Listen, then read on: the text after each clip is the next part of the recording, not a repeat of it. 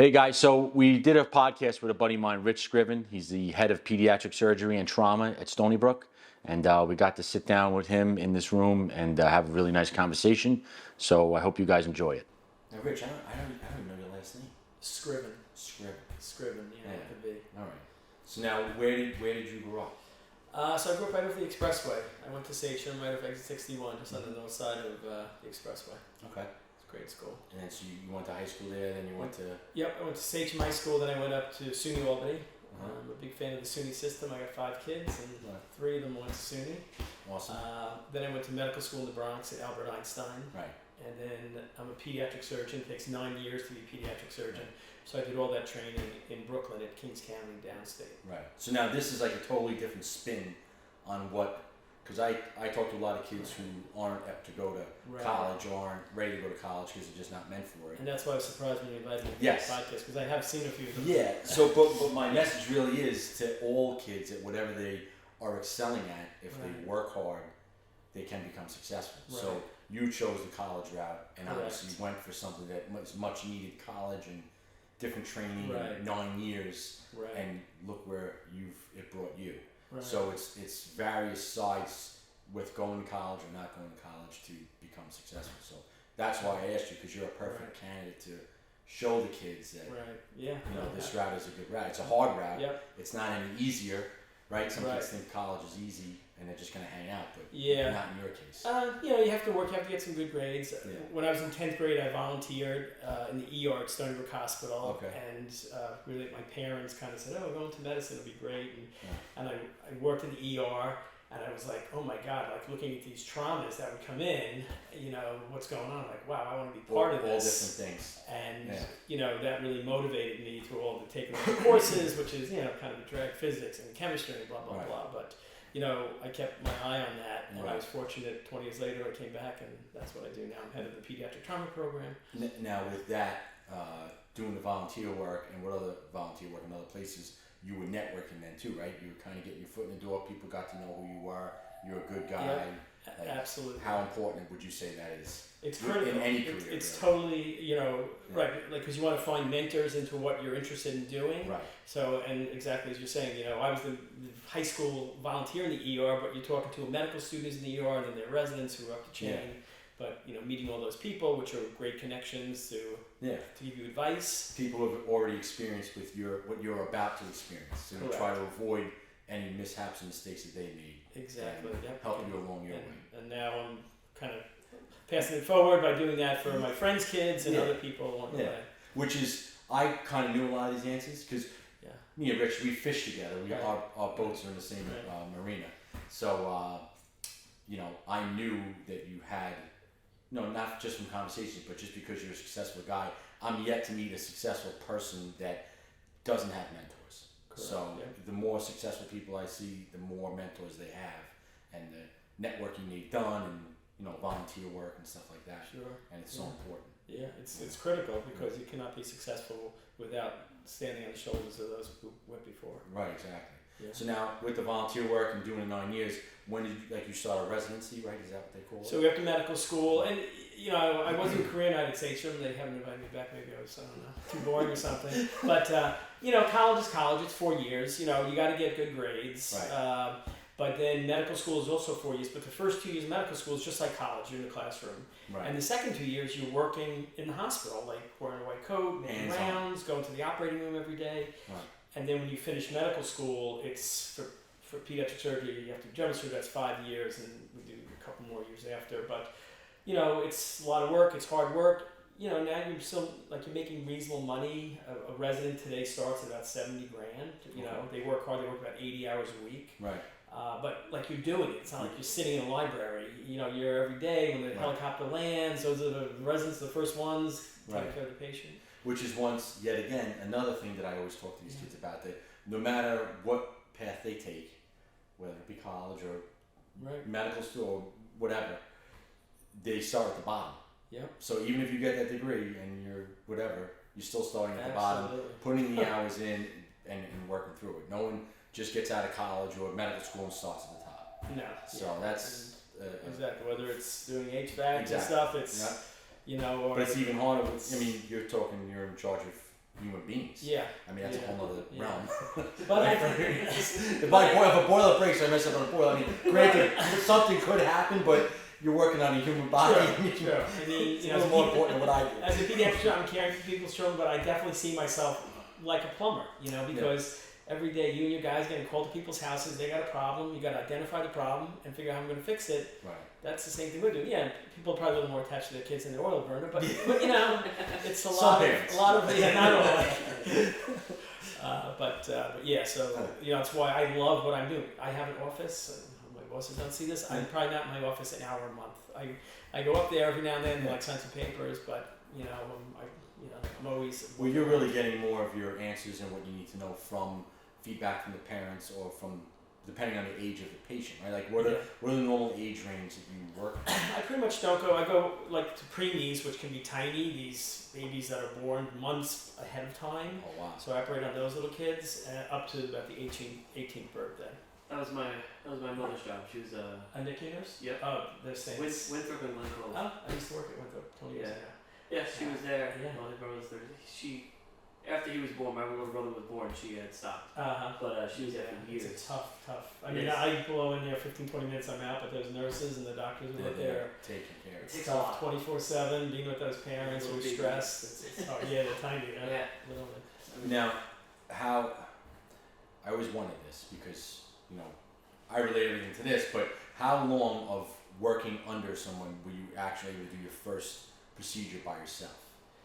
Were you comfortable enough and not nervous? I still get nervous. Still, I've been out 25 years, but I have a big case. I'm reading the book the night before. I'm reviewing the anatomy if it's not something I do every day.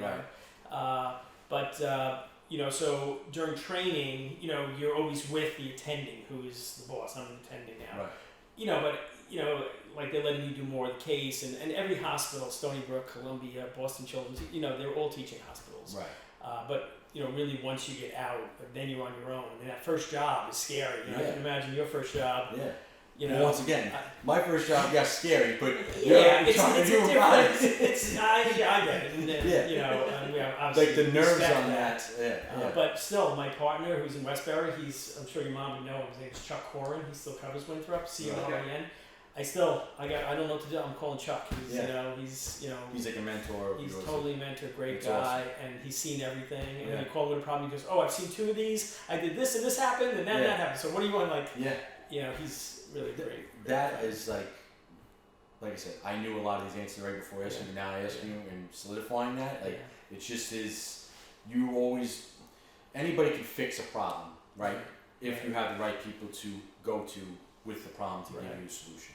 So you do that even on your level, and that's amazing. Yeah, and probably again, there's a lot of parallels between what we do.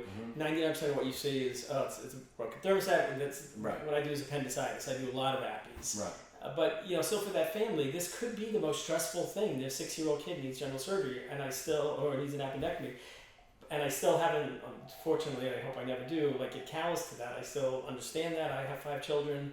That this is their most valuable possession they have, and they're entrusting it to you, and that's something we take very seriously. And you're having all the conversation with before and after. Yeah, you usually crack a few jokes, like the mood a little bit. Some parents you can't like the mood, but that's okay. Yeah. Then everybody does well. That's amazing. Yeah. So 9 years of school, and you get out, and so you didn't go directly to Stony Brook? No, I worked for 2 years. I covered every hospital in Nassau County with this guy Chuck. Okay. Chuck Corin, phenomenal resource, great, still going to this day. He thought a few years ago he wanted to retire and play golf, and he got bored. And now he works for me 1 weekend a month at Stony Brook. That's amazing. I learned so much from those guys. Big hospitals, LIJ, North Shore, Winthrop. We covered all those hospitals. But I was getting crazy driving around. They leased me a car. I put 45,000 miles in the car in the first year. So then I went to Stony Brook. I kind of grew up there, so I was coming home. I only go to one hospital. Pretty much all the kids who need surgery are brought to Stony Brook. Now, if you're driving around doing surgeries, is there certain tools that you need and you carry on you all the time? Or basically every hospital has them. Exactly what you need, standard stuff. I just need my ID to get me in the door. That's it. Yeah. And then you were talking earlier about, different hospitals carry different amounts of blood and stuff like that for trauma. And so most of those hospitals are all ready. Yeah, so in Suffolk County, Stony Brook is the only level 1 pediatric. I'm wearing my shirt now. Level 1 pediatric trauma center. I'm the chief of the pediatric trauma program. And again, every hospital has great doctors and nurses, and these smaller hospitals in Suffolk, but they don't have the resources. Like I can get my orthopedic surgeon in 15 minutes; he'll be there. Right. If I need 20 units of blood, I have it. Right. Where if these smaller hospitals, they may have a unit or 2 units of blood. So, Right. and that's why the helicopter, the Suffolk Police are very good to us and good to the injured Yeah, 'cause you're adults saving and children. Yeah. They bring most of them to us. And, Right. So you work on adults as well? Or no, I pretty much cut out Just- making. During COVID, I was doing adult You, trauma. you were helping with that, right? Yeah, Okay. because they were swamped with That's a crazy COVID time. patients. Yeah. Yeah. Nothing than that. Yeah. So you went that, then you're at Stony Brook. You're at Stony Brook for how many years? 24? I've been over like 21 years. 21 now. years. Yeah. That's And, awesome. I'm one of the most senior people there. It's hard to believe. It Yeah. goes like a blank. So you're the guy, Super Bowl, a couple minutes left in the game, couple seconds left in the game, you want the ball, you're the guy with the ball. I've been by myself for so long. I'm sometimes the only guy in the bench. But, that's it. Okay. But no, I Right. But I'm sure you have a like great team. But your it's- nurses and stuff. That's with it. you. It's the whole team. It's Yeah. like, as you well know, anything Yeah. you do, it's not a person. It's Yes. good to have a good person, Yeah. but from the person who's cleaning up the OR between the cases up to the person who's cutting the intestine, everybody's a critical part of that team. And I'm fortunate we have great nurses, great anesthesiologists, neurosurgeons, orthopedic surgeons.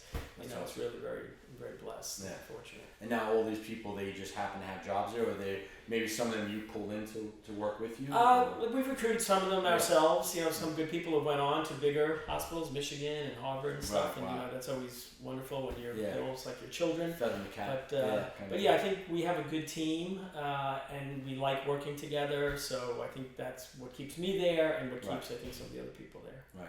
Now, with help in the hospital aspect, do you see that there's a lot of plenty of resources to get new help, or is there like issues with that too? Like in the trades, Yeah. it's very hard for us to find qualified technicians. We're willing to train, but even to get kids that want to train is difficult. Yeah. In the medical aspect, are you seeing that in any? Maybe not in your case, Yeah. but your case, your specialty, really. I mean. Yeah, there aren't too many pediatric surgeons, so we are looking for another person now. So who's gonna run with the ball after you? Yeah. Is the question. Yeah. Yeah. So are you seeing an issue with that? Not so much in the doctors, the nurses. There's a big organization that owns a lot of hospitals. I won't say their name on Long Right. Island that No. pays more than we do. Right. So we lose a lot of great OR nurses and technicians For to that. this bigger. So there's a little bit of a turnover. Yeah, Little- yeah. okay. That's what they say. We train them for a couple of years and then they go. But that's good. Good for them. Yeah. They're entitled to whatever. Yeah, if they're gonna excel in Yeah, life. absolutely. But you are seeing more people wanting to get into the medical field. Yeah, medicine's great, whether it's nursing, PAs, Mhm. just because you'll always have a job. There's, Yeah. a lot of work, Yeah. and there's kind of a shortage for everybody. Right. Now on the hospital level is one thing. I'm sure you're friends with a lot of regular doctors as well.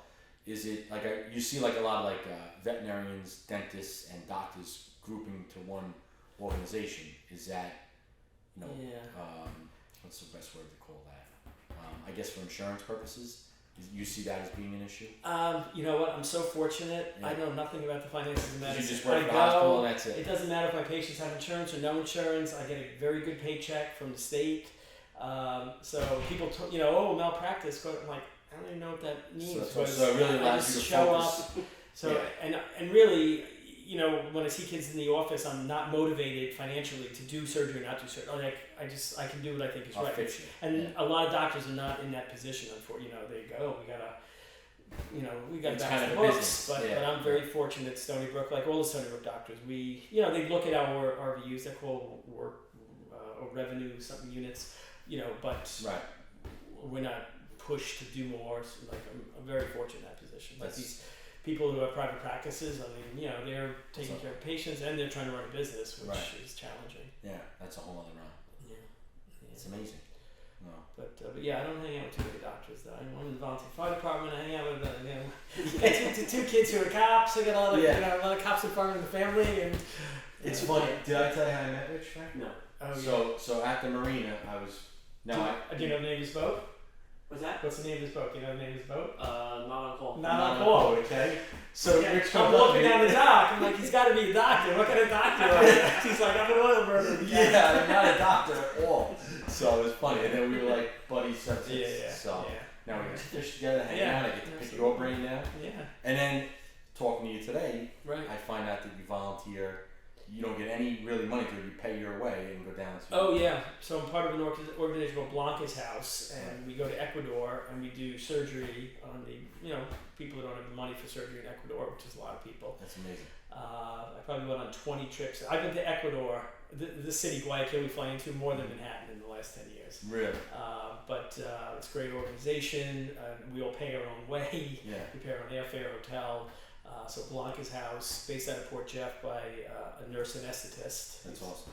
He's Ecuadorian, and it's great. Do they have like a Facebook page or anything? Like Yeah. They do? So check it out, Blanca's House. Blanca's House. And I know there's a lot of good places you can donate money, but Yeah. there's no more effective way. Every penny you give is not deferring our meals or hotels. Yeah. It goes to the medications and the people we operate. That's amazing. Yeah. But yeah, it's a great. Actually, I don't know if You got to get involved with that, Frank. Yeah. I should get Gallo. You should get. He runs it. His name's Gallo. We should do that. Yeah, That would be amazing. Yeah. Because we would, as we were talking today, I'm going to announce another, video or whatever with Right. doing a fundraiser or a foundation for. That could definitely be something that we could raise money for whatever we want. That's a great cause. Yeah. I mean. No, but I think what you were saying, you're thinking of is people are into the trades, and I absolutely. don't know what that is, but good Yeah. buying tools and equipment and stuff. That's very pricey for. Yeah. No, so what's his name? His name is Gallo Bourbano. Okay, and he's a doctor as well? He's a nurse anesthetist. So they're nurses who then go on for extra training. They have to graduate nursing school, work in an ICU for a few years, and then they go to nurse anesthetist school, which is like an extra 2 years. Okay. And when we go to Ecuador, we usually don't have anesthesiologists who are the physicians. We just have nurse anesthetists, and they are phenomenal. Really? They're the best.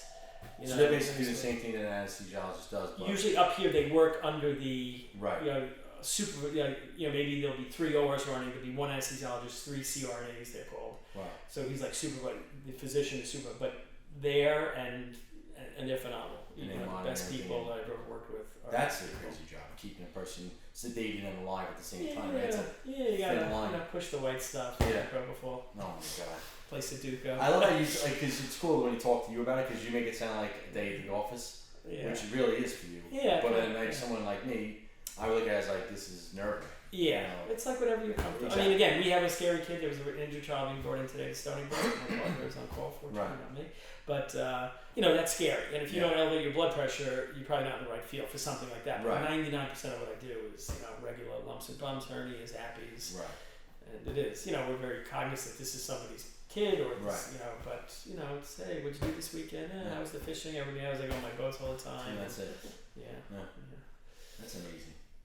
Yeah. Did your daughter fall like that too long ago? So my daughter was at a play place. She's 4 and a half, and she's the most daring 4.5-year-old I've ever seen. So she decided to go to the top of the slide, and she didn't want to go down the slide on her butt, so she decided to jump. So she jumped down the slide, landed at the bottom, her feet went out, and banged her head on the back of the slide. Thankfully, it was indoor, it wasn't a metal slide. But she then said she didn't feel well afterwards and stuff, and the pediatrician said she probably had a slight concussion. Yeah. Keep her up. Yeah. When I go to fall asleep, drink water and all the other stuff. But she's a little bit scary. I get probably one of those calls a day. Some friend of a friend, my kid banged their head. What do you think? And it's not the first time she's banged it either.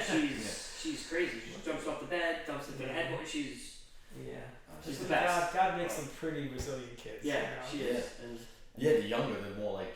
The better, because me, you have to airlift me to the hospital. Me.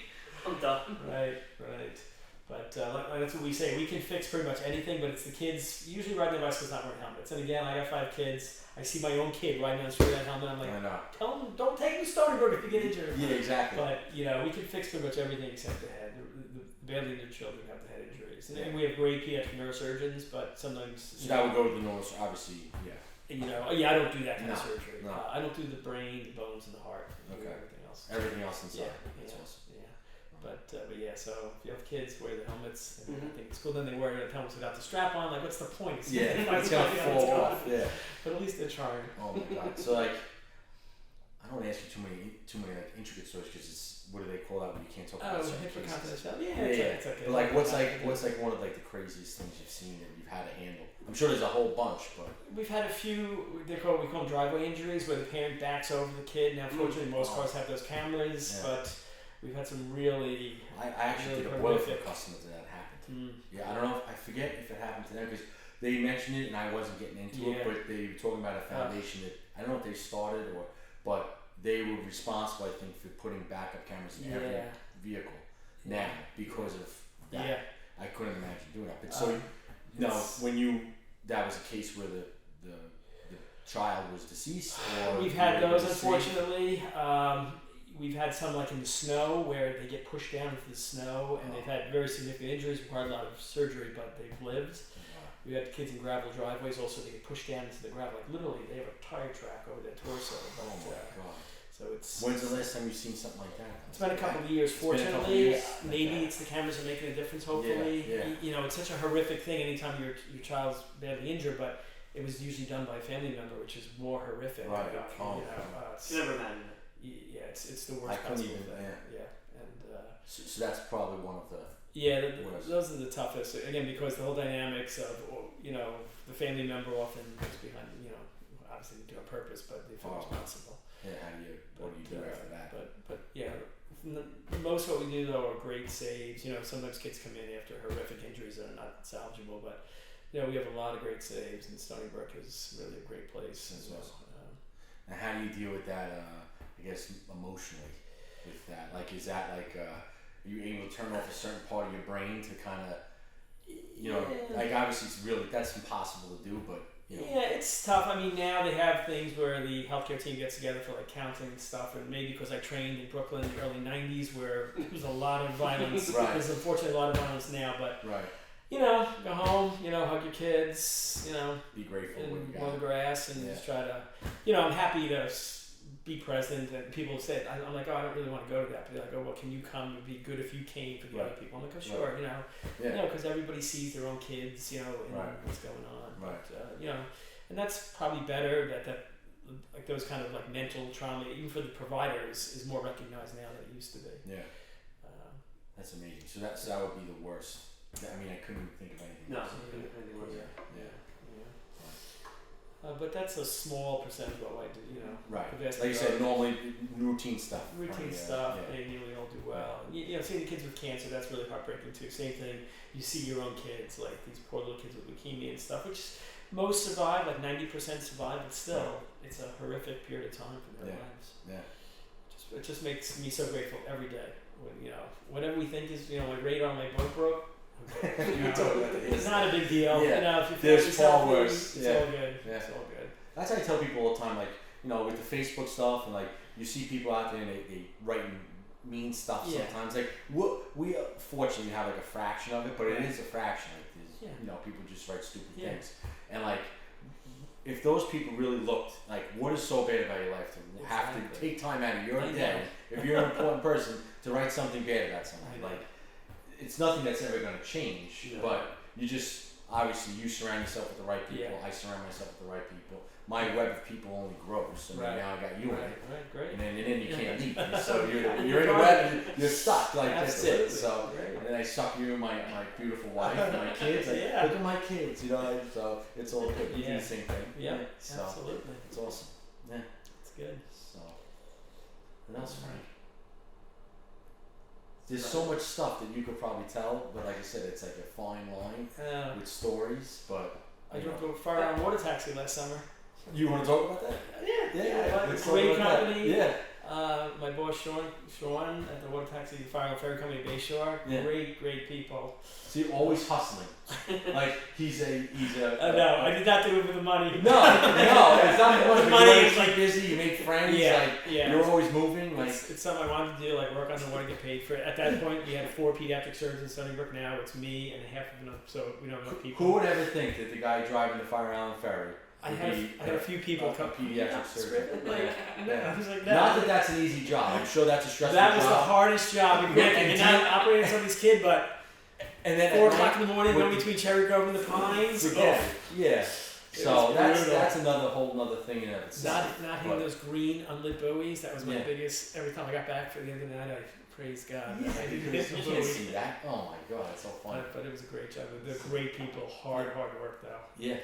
Well, what time they put security on after a certain time? Right? We don't have security on the water taxi, but the big Oh, the boats. ferry time. We do the bouncer boat though. Oh, you do? Out of Ocean Beach at 2 in the morning. Okay. There must be 25, 30 bounces. You know. Okay. It's a ferry. It's a water taxi. Yeah. A bunch of my buddies used to bounce over Yeah, there. You yeah. probably know some of them. Yeah. I'm not gonna put their names on These there. guys won't get on there eating a Yeah. whole pizza themselves. Yeah, exactly. Just want to go home. They're not gonna give you any hard time. Yeah, no. In fact, they'll no. protect We you. also bring the Ocean Beach cops back too. So. Oh, so that's But yeah, the big boats have security, like by Ocean Bay Park, by Yeah. Flynn's, and yeah. One of my customers actually used to do security. yeah. So, But on all Avenue, West Nice. I won't say his name, but I remember all these things. Confidentiality. Confidential. Yeah. Super nice guy, ex-cop. Oh yeah. You know, Oh, yeah. good, yeah. The security. Yeah. So, Nice. but that's amazing. Like, so if you're not, doing your normal task of Yeah. pediatric surgeon, Yeah. you're either fishing or you're driving a war taxi.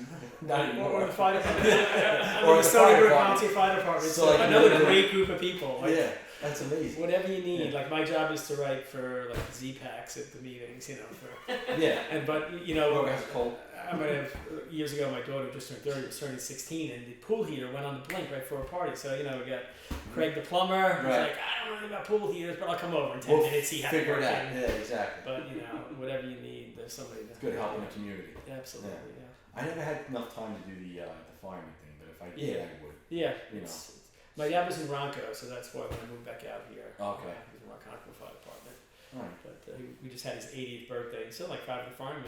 Oh, your father had it? Because we just had my wife's grandfather. Oh yeah, he was Yeah, showing Pops pictures. ate it. Yeah. We had a doo-wop band. Yeah, you said It you got was up there and fun. sang with them. Yeah. I didn't. Pop did. Oh, he did. Yeah. Good for I him. can't sing for nothing. Yeah. So, right? I mean, I've never even tried to sing. So you're the exact person I wanted to bring on here to show kids as an example Right. of what to be and Right. how to be successful and explain to them that it's not given to you. I think a lot of kids nowadays think that it's just handed to them. Like Right. if they go to college and they get decent grades or they graduate, even from high school, they Yeah. graduate high school, they think that they're owed something Yeah. or they don't want to work from the bottom up. And I think Yeah. in any successful story, and I talk to a lot of successful Absolutely, people, no one starts at the top. Absolutely. Unless their mom and dad gave it to them, Correct. and they're not the well-liked bosses. Yeah. Normally, Right. normally. And they don't really probably understand how No. to do No, the it's- lower end jobs. Exactly. It's the people. That's why you have Yeah. respect for the nurses Yeah. and who's ever cleaned up the ER. Absolutely. Because you've been in that position. Yeah. And that's the message that we're trying to get out Yeah. to the youth Yeah. to further understand what it takes to be a success. Yeah. And it doesn't mean owning a business or being a pediatric surgeon or whatever. It just means working hard to be able to provide for your family on Long Island or wherever you live. Right. I mean, obviously more people watch us on Long Island. Right. But, maybe one day we'll be big, but, Right. but who knows?